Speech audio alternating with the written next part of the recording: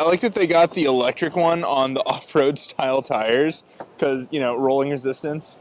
56 mpge, 470 mile combined driving range. Wow. That's right, because it is a hybrid too. Well, it's a plug-in hybrid. Yeah. You can block Teslas with this at the charging. You can block Teslas.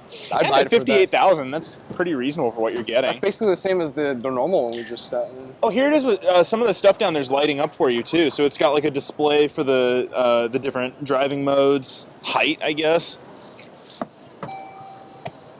Service hybrid electric vehicle system. So this locks in place.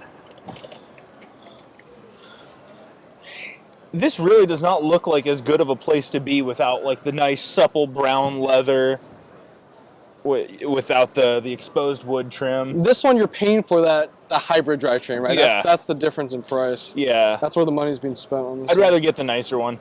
Although I'm not gonna lie, Steffan, I do really like the light blue stitching here for some reason. Light blue stitching. Oh, oh. That's a nice little touch. I'm for it.